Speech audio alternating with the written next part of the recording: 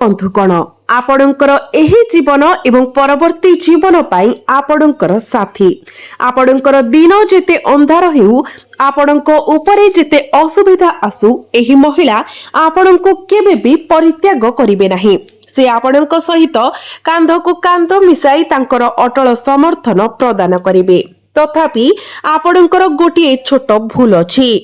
आपण सही व्यक्ति को बुझीबारे विफल हुअंती एवं विश्वासघातकता मध्य करंती जे आपणक सहित ठिया हुए आपण को विश्वास करे एवं आपणक पाई समस्त प्रकारर प्रयास करे। विपरीत रे आपण सही व्यक्ति उपरे आपणकर विश्वास रखंती जे आपणकर सुविधा नै थाए आपणकर हृदय सहित खेले एवं आपणकर भावना को आघात दिए एवं प्रति बदल रे आपण कोन पांती विश्वासघातकता। किंतु एहा आउ आपणक सहित घटिबो नाही कारण एही वीडियो रे मो सेही व्यक्तिक नाम कहिबाकू जाउची जे आपणक सहित सर्वदा रहिबे।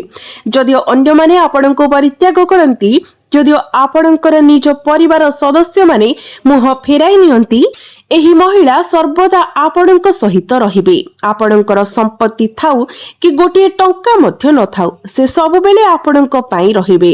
आपणकर सुख एवं दुख उभय रे आपणक पाखरे ठिया हेबे। आपण एबे भाबुथिबे एही महिला जनक प्रकृत रे किए तांकर नाम कोन एही व्यक्ति जनक किए चिंता कर नाही। मु एही वीडियो रे सेही व्यक्तिंकर नाम कहिबाकू जाउची किंतु आमे आगो को बढ़िबा पूर्वरु एही व्यक्ति जनक किए ताहा जानिबा पूर्वरु दया करी वीडियोटी को प्रथमे लाइक करि दियंतु एवं कमेंट बॉक्स रे भक्ति एवं श्रद्धार सहित जय मां लक्ष्मी निश्चय लिखंतु। एबे आसंतु जानिबा सेही महिला किए जे सर्वदा तुम सहित ठिया हेबे। देखंतु बंधु माने आम चारि पाखरे अनेक लोक अछंती एवं आमे आम जीवन रे अनेक संपर्क देई गति करू। केतेकंक सहित आमे भाई भौणीर संपर्क रखि थाउ अन्य मानक सहित पिता माता एवं पिला मानकर संपर्क एवं स्वामी स्त्री रो संपर्क आमर आहुरी दूर संपर्कीय मध्य अछंती जेपरि कि माउसी मामू भौणी एवं अन्यान्य बंधुता मध्य एक बंधन जहा आमे अन्य मानक सहित रखि थाउ। बंधु माने किछि संपर्क ईश्वरक द्वारा निर्णीत एगुड़िक रक्तर संपर्क मामू माउसी जेजे बापा भाई एवं भौणी मानकु आमे प्रिय मने करू। आमे जन्म हेबा परे पृथ्वी रे अन्यान्य संपर्क गढ़ी उठी थाए जेपरि कि बंधु एवं परामर्शदाता बंधन जहा आमे निज स्वाधीन इच्छा रे सृष्टि करू।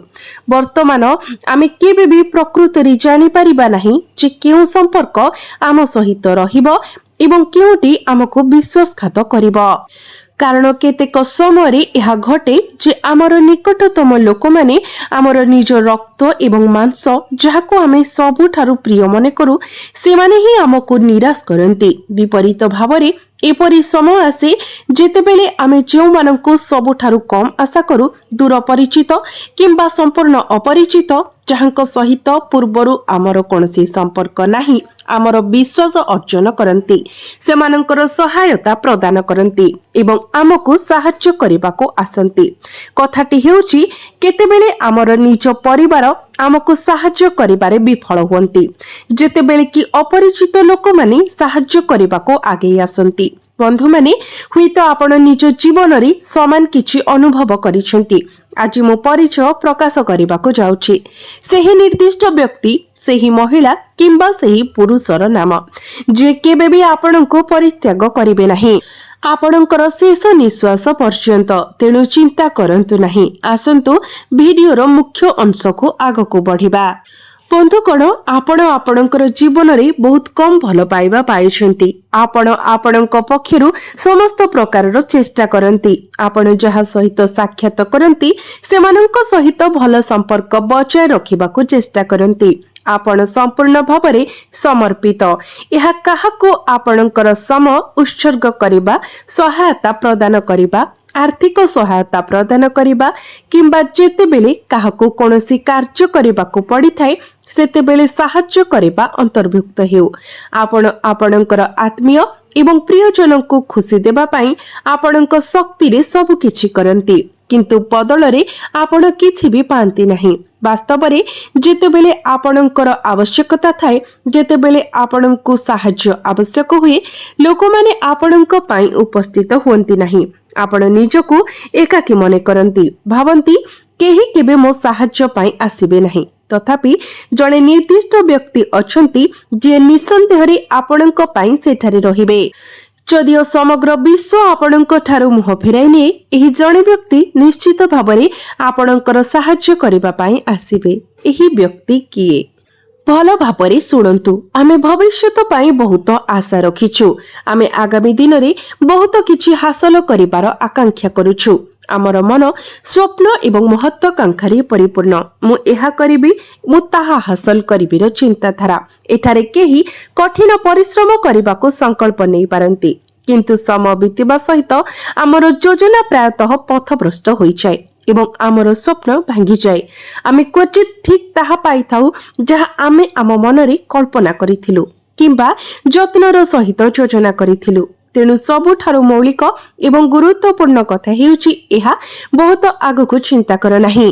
ଭବିଷ୍ୟତ ଉପରେ ଅତ୍ୟଧିକ ଚିନ୍ତା କର ନାହିଁ। ନିଜକୁ କହିବା ମୁଁ ଏହା କରିବି କିମ୍ବା ମୁଁ ତାହା କରିବି, ବରଂ ବର୍ତ୍ତମାନର ମୁହୂର୍ତ୍ତକୁ ନିଜ ଇଚ୍ଛାରେ ବଞ୍ଚିବାକୁ ଚେଷ୍ଟା କର। ତୁମର ନିଜ ଇଚ୍ଛା ଅନୁଯାୟୀ ପ୍ରକାଶିତ ବର୍ତ୍ତମାନକୁ ଗଢ଼ି ତୋଳିବାକୁ ଚେଷ୍ଟା କର, କାରଣ ତୁମେ ଅତୀତକୁ ପରିବର୍ତ୍ତନ କରିପାରିବ ନାହିଁ କିମ୍ବା ଭବିଷ୍ୟତ ସହିତ ମଧ୍ୟ ଆପଣ ହାତ ଛଡ଼ା କରିପାରିବେ ନାହିଁ। ତେଣୁ କେବଳ ତୁମର ବର୍ତ୍ତମାନରେ ସମ୍ପୂର୍ଣ୍ଣ ଭାବରେ ବଞ୍ଚିପାରିବ। ପ୍ରାୟତଃ ଯାହା ଘଟେ ତାହା ହେଉଛି ଯେ ତୁମେ ଭବିଷ୍ୟତ ବିଷୟରେ ବିସ୍ତୃତ କଳ୍ପନା ବୁଣିବା ଆରମ୍ଭ କର। ନିଜକୁ ଦିବା ସ୍ୱପ୍ନର ଦୁନିଆରେ ବୁଡ଼ାଇ ଦିଅ।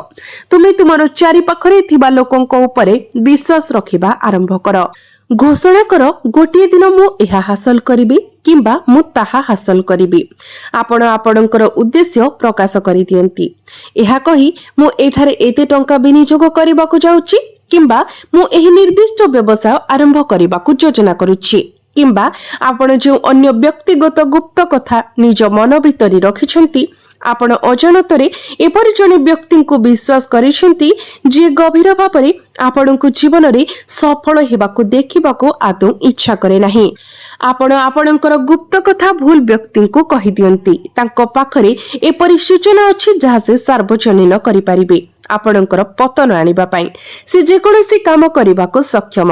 ସେ ଆପଣଙ୍କ ମୁହଁରେ ମିଠା ମିଠା କଥା କୁହନ୍ତି, ମଧୁର ଶବ୍ଦ କୁହନ୍ତି, କେବଳ ଏହା ନିଶ୍ଚିତ କରିବା ପାଇଁ ଯେ ଆପଣ ତାଙ୍କ ଉପରେ ବିଶ୍ୱାସ ରଖିବେ ଏବଂ ଏକ ମୂର୍ଖ ପରି ଆପଣ ସର୍ବଦା ତାହା ହିଁ କରନ୍ତି। ତଥାପି ସେହି ବ୍ୟକ୍ତି ଆପଣଙ୍କର ସମଗ୍ର ବଂଶର ଶତ୍ରୁ। ଏହା ମନେ ରଖନ୍ତୁ, ଯେପରି ସଦ୍ଗୁଣ ଅଛି ସେହିପରି ପାପ ମଧ୍ୟ ଅଛି, ଯେପରି ସକାରାତ୍ମକତା ଅଛି ସେହିପରି ନକାରାତ୍ମକତା ମଧ୍ୟ ଅଛି। ସେହିପରି ଯେଉଁଠାରେ ବନ୍ଧୁ ଅଛନ୍ତି ସେଠାରେ ଶତ୍ରୁ ମଧ୍ୟ ଅଛନ୍ତି। ତଥାପି ଯେତେବେଳେ ଜଣେ ଶତ୍ରୁ ବନ୍ଧୁର ବେଶରେ ଆପଣଙ୍କ ଜୀବନରେ ପ୍ରବେଶ କରେ, ସେତେବେଳେ ଜଣଙ୍କର ଦୁନିଆ ସମ୍ପୂର୍ଣ୍ଣ ନଷ୍ଟ ହୋଇଯାଏ। ଯେତେବେଳେ ଆପଣଙ୍କ ନିଜ ପରିସରରୁ କେହି, ଯାହାକୁ ଆପଣ ନିଜର ଜଣେ ବୋଲି ବିବେଚନା କରନ୍ତି, ଆପଣଙ୍କ ବିରୁଦ୍ଧରେ ଯାଏ, ପରିସ୍ଥିତି ଅତ୍ୟନ୍ତ ଜଟିଳ ହୋଇଯାଏ। ସେଥିପାଇଁ ଆମେ ସମୟ ଥିବା ବେଳେ ଆପଣଙ୍କୁ ଚେତାବନୀ ଦେବାକୁ ଆସିଛୁ। ବହୁତ ବିଳମ୍ବ ହେବା ପୂର୍ବରୁ ଆମେ ତାଙ୍କ ନାମ ପ୍ରକାଶ କରିବାକୁ ଆସିଛୁ। ଯଦି ଆପଣ ଆଜି ଏହି ଭିଡିଓକୁ ଶେଷ ପର୍ଯ୍ୟନ୍ତ ଦେଖନ୍ତି, ତେବେ ତାଙ୍କ ନାମ ଆପଣଙ୍କ ଆଖି ଆଗରେ ଦେଖାଯିବ। ଆପଣ ଯାହାଙ୍କୁ ଏତେ ଗୁପ୍ତ କଥା କହିଛନ୍ତି, ପ୍ରକୃତରେ ସେ ହିଁ ବିଶ୍ୱାସଘାତକ। ଆପଣଙ୍କ ପାଖରେ ଲୁଚି ରହିଥିବା ଘାସରେ ସାପ। ବନ୍ଧୁଗଣ, ଏହି ଭିଡିଓଟିକୁ ଧ୍ୟାନର ସହିତ ଶୁଣନ୍ତୁ। ଦେଖନ୍ତୁ, ଜୀବନର ସରଳ ସତ୍ୟ ହେଉଛି ଆମେ ଆମର ଅନ୍ଧ ବିଶ୍ୱାସ ରଖିଥିବା ପ୍ରତ୍ୟେକ ବ୍ୟକ୍ତି ଦ୍ୱାରା ଆମକୁ ବିଶ୍ୱାସଘାତ କରାଯାଇଛି। କାରଣ ବିଶ୍ୱାସ ବିଷୟରେ ଏଠାରେ ଏକ ଅସ୍ୱୀକାର୍ଯ୍ୟ ସତ୍ୟ ଅଛି। ଏହା ସର୍ବଦା ଆମର ନିକଟତର ବ୍ୟକ୍ତିଙ୍କୁ ଦିଆଯାଇଥାଏ ଏବଂ ଏହା ସର୍ବଦା ଆମର ନିକଟତର ବ୍ୟକ୍ତିମାନଙ୍କ ଦ୍ୱାରା ଭାଙ୍ଗିଯାଏ। ଆପଣଙ୍କର ଲକ୍ଷ୍ୟ ହେବା ଉଚିତ ଏକ ନୀରବ ଗ୍ୟାଙ୍ଗଷ୍ଟର ପରି କାର୍ଯ୍ୟ କରିବା, ଅର୍ଥାତ୍ କାହା ସହିତ କୌଣସି ସେୟାର ନ କରି, କୌଣସି ସୂଚନା ନ ଦେଇ ନିଜ ଉପାୟରେ ଆପଣଙ୍କର ଯୋଜନା କାର୍ଯ୍ୟକାରୀ କରିବା। ଯଦି ଆମେ ବର୍ତ୍ତମାନ ଆପଣଙ୍କୁ ସେହି ବ୍ୟକ୍ତିଙ୍କର ନାମ କହିବୁ, ତେବେ ଆପଣ ସମ୍ପୂର୍ଣ୍ଣ ଆଶ୍ଚର୍ଯ୍ୟ ହୋଇଯିବେ। ବନ୍ଧୁଗଣ, ଆଜି ଆମେ ଆପଣଙ୍କୁ ସେହି ବ୍ୟକ୍ତିଙ୍କର ନାମ ପ୍ରକାଶ କରିବୁ। ସେହି ବ୍ୟକ୍ତିଙ୍କର ନାମ ଏସ୍ ଅକ୍ଷରରୁ ଆରମ୍ଭ ହୁଏ। ଯଦି ଆପଣ ମଧ୍ୟ ଏସ୍ ଅକ୍ଷରରୁ ଆରମ୍ଭ ହେଉଥିବା ଲୋକମାନଙ୍କ ସହିତ ଘନିଷ୍ଠ ଭାବରେ ଜଡ଼ିତ, तो सेमाने आपणଙ୍କ ପାଇଁ ଏକ ଗୁରୁତ୍ୱପୂର୍ଣ୍ଣ ବିପଦ ସୃଷ୍ଟି କରନ୍ତି। ଆପଣଙ୍କୁ ସେମାନଙ୍କ ପ୍ରତି ଅତ୍ୟନ୍ତ ସତର୍କ ରହିବାକୁ ପଡ଼ିବ, କାରଣ ଏହା ମନେ ହୁଏ ଯେ ଦୁନିଆ ସର୍ବଦା ସେମାନଙ୍କୁ ଆଲିଙ୍ଗନ କରେ ଯେଉଁମାନେ ଦୁଇମୁଖୀ ଏବଂ ଠକ, ଯେତେବେଳେ ପ୍ରକୃତରେ ଭଲ ଏବଂ ଆପଣଙ୍କର ମଙ୍ଗଳ ଚାହୁଁଥିବା ଲୋକଙ୍କୁ ଦୂରେଇ ରଖେ। ଏହା କାହିଁକି? କାରଣ ଯେଉଁ ବ୍ୟକ୍ତି ସ୍ୱାଭାବିକ ଭାବରେ ଖରାପ ସେ ସର୍ବଦା ଆପଣଙ୍କୁ ପ୍ରଶଂସାରେ ପୋତି ପକାଏ ଏବଂ ଆପଣଙ୍କ ପ୍ରତ୍ୟେକ କଥାରେ ସେ ଆପଣଙ୍କୁ ସମର୍ଥନ କରେ। ଲୋକମାନେ ଯାହା କୁହନ୍ତି ତାହା ସହିତ ସହମତ ହୁଅନ୍ତି ଏବଂ ଯେହେତୁ ମଣିଷମାନେ ପ୍ରମାଣିତ ହେବାରେ ଉପଭୋଗ କରନ୍ତି, ପ୍ରଶଂସାକୁ ଉପଭୋଗ କରନ୍ତି, ସେମାନେ ସେମାନଙ୍କ ସହିତ ଲାଗି ରୁହନ୍ତି ଯେଉଁମାନେ କେବଳ ସେମାନଙ୍କର ଭାବନାକୁ ପ୍ରତିଫଳିତ କରନ୍ତି। ତଥାପି ଜଣେ ପ୍ରକୃତ ବନ୍ଧୁ, ଜଣେ ଭଲ ବନ୍ଧୁ ନିରନ୍ତର ଆପଣଙ୍କର ତ୍ରୁଟି ଗୁଡ଼ିକୁ ସୂଚାଇବ, ଆପଣଙ୍କୁ ଭୁଲ କାର୍ଯ୍ୟରେ ଲିପ୍ତ ହେବାରୁ ରୋକିବ ଏବଂ ସତ୍ୟକୁ ବଜାୟ ରଖିବ ଏବଂ ଭଲ କାମ କରିବାକୁ ଆପଣଙ୍କୁ ବାରମ୍ବାର ମନେ ପକାଇବ। ଯେହେତୁ ଏହି ସ୍ମରଣ ଗୁଡ଼ିକ ସାଧାରଣ ବ୍ୟକ୍ତି ପାଇଁ ବିରକ୍ତିକର ହୋଇପାରେ, ତେଣୁ ସେମାନେ ପ୍ରାୟତଃ ଏପରି ଭଲ ଲୋକଙ୍କ ସାଥ ପରିତ୍ୟାଗ କରନ୍ତି। ତେଣୁ ଆପଣଙ୍କୁ ଆମର ଆନ୍ତରିକ ଅନୁରୋଧ, ଏହା କେବେ ବି କୌଣସି ପରିସ୍ଥିତିରେ ଆପଣଙ୍କ ଜୀବନରେ ଭଲ ବନ୍ଧୁଙ୍କ ସାଥ ପରିତ୍ୟାଗ କରନ୍ତୁ ନାହିଁ, କାରଣ କଥାରେ ଅଛି ଏକ ଭଲ ପୁସ୍ତକ ଖୋଜିବା ଜଣେ ବନ୍ଧୁ ଖୋଜିବା ସହିତ ସମାନ, କିନ୍ତୁ ଏକ ଭଲ ବନ୍ଧୁ ଖୋଜିବା ଏକ ସମ୍ପୂର୍ଣ୍ଣ ପାଠାଗାର ଖୋଜିବା ସହିତ ସମାନ। ତେଣୁ ଜଣେ ଭଲ ବନ୍ଧୁକୁ ହାତଛଡ଼ା କରନ୍ତୁ ନାହିଁ, ବରଂ ଖରାପ ଲୋକଙ୍କୁ ଦୂରେଇ ରଖନ୍ତୁ ଯେଉଁମାନେ ଆପଣଙ୍କର ନିକଟତର ହେବା ସତ୍ତ୍ୱେ ପ୍ରକୃତରେ ଆପଣଙ୍କର ଶତ୍ରୁ। ଆଜିର ଦୁନିଆରେ ଏହା ଦେଖାଯାଏ ଯେ ଲୋକମାନେ ଅତ୍ୟଧିକ ବ୍ୟସ୍ତ ହୋଇଯାଇଛନ୍ତି, ଏତେ ବ୍ୟସ୍ତ ଯେ ସେମାନେ ଆଉ ନିଜର ଅନେକ କାର୍ଯ୍ୟ ବ୍ୟକ୍ତିଗତ ଭାବରେ ପରିଚାଳନା କରନ୍ତି ନାହିଁ। ଉଦାହରଣ ସ୍ୱରୂପ, ସେମାନେ ଘରେ ରୋଷେଇ କରିବା ପାଇଁ ଚାକରାଣୀ, ପିଲାମାନଙ୍କର ଦେଖାଶୁଣା କରିବା ପାଇଁ ନାନୀ କିମ୍ବା ସେମାନଙ୍କର ମାଲିକାନାରେ ଥିବା ଅତିରିକ୍ତ ବ୍ୟବସାୟ କିମ୍ବା ଦୋକାନ ପରିଚାଳନା କରିବା ପାଇଁ ଚାକରମାନଙ୍କୁ ନିଯୁକ୍ତ କରନ୍ତି। ଯେକୌଣସି ଚାଲୁ କାମ ଅନ୍ୟମାନଙ୍କୁ ନ୍ୟସ୍ତ କରାଯାଏ। ଫଳସ୍ୱରୂପ ବ୍ୟକ୍ତି ନିଜେ କାହା ଉପରେ ନଜର ରଖିବାକୁ ବିଫଳ ହୁଏ, ନା ତାଙ୍କର ପିଲାମାନେ, ନା ତାଙ୍କର ପିତାମାତା, ନା ତାଙ୍କର ବ୍ୟବସାୟ ପରିଚାଳନା କରୁଥିବା ଲୋକମାନେ। ଏହି ସମୟରେ ଜଣେ ବ୍ୟକ୍ତି ସବୁଠାରୁ ବଡ଼ ଆଘାତ ପାଆନ୍ତି।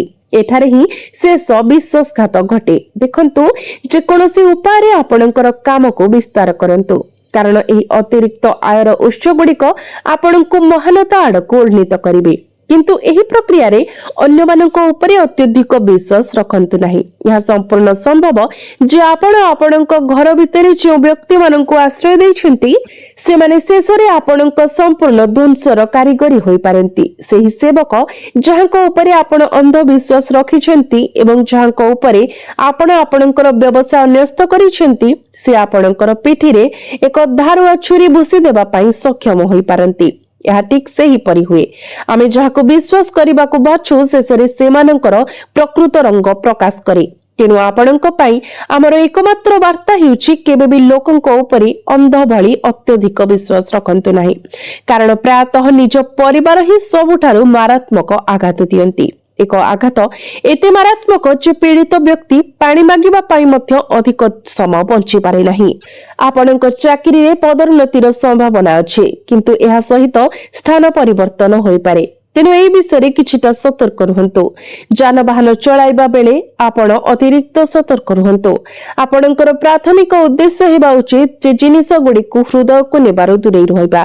ଯଦି ଆପଣ ନକାରାତ୍ମକ ମନ୍ତବ୍ୟ ଉପରେ ଧ୍ୟାନ ଦିଅନ୍ତି, ତେବେ ଆପଣଙ୍କର ମନ ଅସ୍ଥିର ଏବଂ ବିଚଳିତ ହୋଇଯିବ। ତଥାପି ଯଦି ଆପଣ ଏପରି ମନ୍ତବ୍ୟ ଗୁଡ଼ିକୁ ଅଣଦେଖା କରିବାକୁ ଶିଖନ୍ତି, ତେବେ ଆପଣଙ୍କ ଜୀବନରେ ମହାନ ଜିନିଷ ହାସଲ କରିପାରିବେ, ବହୁତ ସଫଳତା ହାସଲ କରିପାରିବେ ଏବଂ ଅନେକ ପ୍ରକୃତରେ ସୁନ୍ଦର ଦିନ ଅନୁଭବ କରିପାରିବେ। ଏହା ବ୍ୟତୀତ ଯେଉଁମାନେ ବର୍ତ୍ତମାନ ବେକାର ଅଛନ୍ତି ସେମାନଙ୍କ ପାଇଁ ଆମର ବାର୍ତ୍ତା ହେଉଛି, ଆମେ ଆପଣଙ୍କ ପ୍ରୟାସରେ ସାମାନ୍ୟ ହ୍ରାସ ଦେଖୁଛୁ। ଏହା ପ୍ରାୟତଃ ଘଟେ କାରଣ ଗୋଟିଏ କିମ୍ବା ଦୁଇଟି କିମ୍ବା ତିନୋଟି ବିଫଳ ପ୍ରୟାସ ପରେ ଆପଣଙ୍କର ମନୋବଳ ହ୍ରାସ ପାଏ, ଯାହା ଆପଣଙ୍କୁ ଭାବିବାକୁ ବାଧ୍ୟ କରେ ମୁଁ ଆଉ କଠିନ ପରିଶ୍ରମ କରିବି ନାହିଁ। ତଥାପି ବାସ୍ତବରେ ଏହା ଠିକ୍ ଭାବରେ ଆପଣଙ୍କର ଦୃଢ଼ତା ଅଟେ ଯାହା ପରୀକ୍ଷାରେ ପକାଉଛି। ଯଦି ଆପଣ ଏବେ କଠିନ ପରିଶ୍ରମ ଛାଡ଼ି ଦିଅନ୍ତି, ତେବେ ଭବିଷ୍ୟତରେ ଆପଣ କିପରି ଗୁରୁତ୍ୱପୂର୍ଣ୍ଣ ଫଳାଫଳ ପାଇବାର ଆଶା କରିପାରିବେ?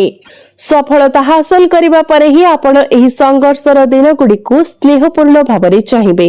तेनु आपणको आलस्य रे आपणकर समय नष्ट करबा परिवर्ते एही समय को अर्थपूर्ण करबा को चेष्टा करबा को पड़िबो। आमे वर्तमान आपणक सहित दुईटी प्रतिकार कहबा को जाउछु। जदि आपण ध्यान देई सुनंती तेबे आपण बहुत लाभ पाइबे।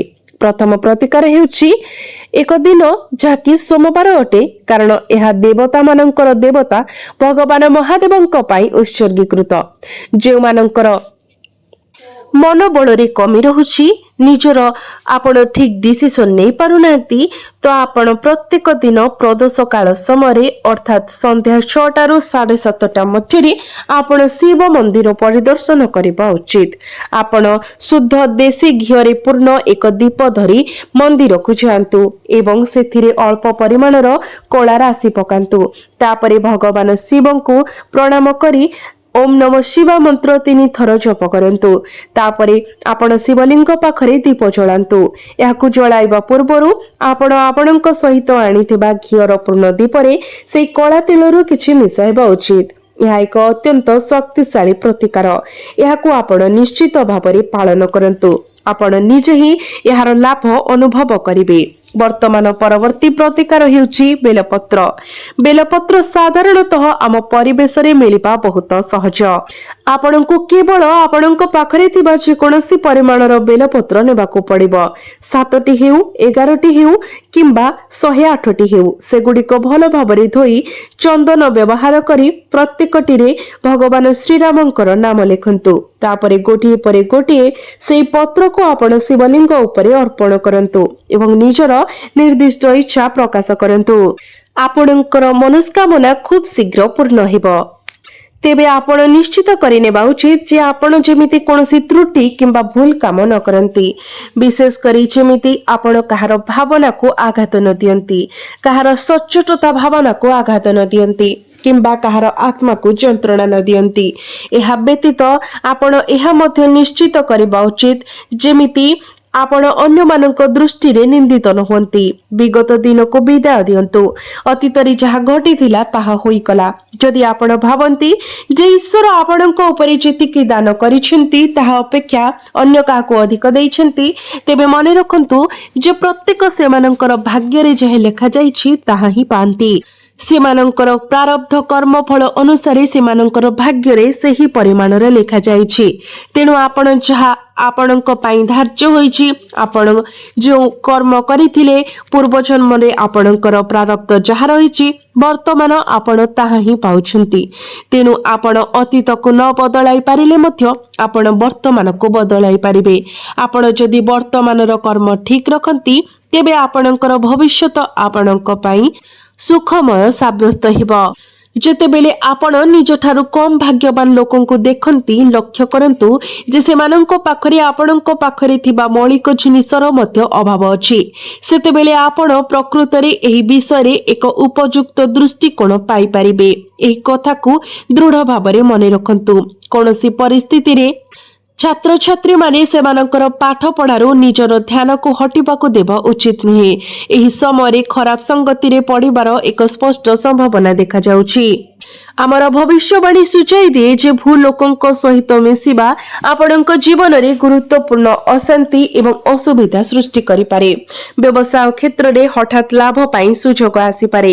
तथापि एही संभाव्य लाभ जे परिशेष रे आर्थिक क्षति रे परिणत न हुए ताहा निश्चित करिबा पाई आपणको किछि सतर्क रहिबाको पड़िबो।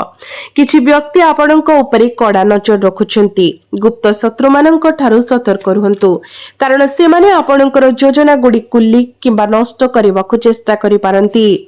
एप्रिल मासर शेष पर्याय आपणक पाई सफलता एवं चैलेंज रो मिश्रण नै आसुछि।